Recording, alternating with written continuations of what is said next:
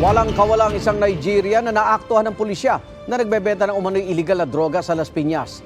Ang nagpakilalang pastor, nakuha na ng mahigit 200,000 pisong halaga ng inihinalang shabu.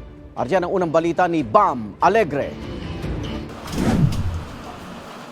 Bistado ng Las Piñas Police ang aktibidad ng isang Nigerian na nagpapakilala bilang pastor ng isang religious group. Sa halip na salita ng Diyos ang ipinapalaganap, droga raw pala ang kanyang itinutulak. Sa isang buy-bust operation, naaktuhan ng pulisya na nagtitinda ng hinihinalang shabu ang suspect.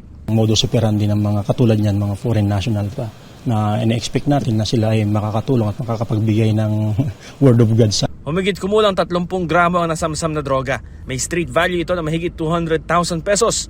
Isang informant ang nagtimbre sa pulis sa pagtutulak ng suspect. Natuklasan nilang may dati ng kaso ang suspect na may kinalaman din sa droga pero na-dismiss. Tumanggi magbigay ng pahayag sa media ang suspect. So ito, may previous case na siya dati as unlawful importation. Na-discharge siya. So ngayon, nag-conduct sila ng buy-bust operation.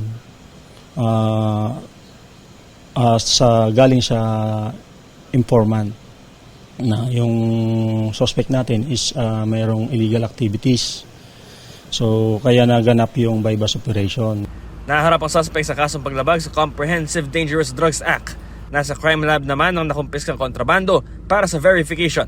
Ito ang unang balita sa Las Piñas City, Bam Alegre para sa GMA Integrated News. Igan, mauna ka sa mga balita. Mag-subscribe sa GMA Integrated News sa YouTube. Sa mga kapuso abroad, subaybayan nyo kami sa GMA Pinoy TV at sa www.gmanews.tv.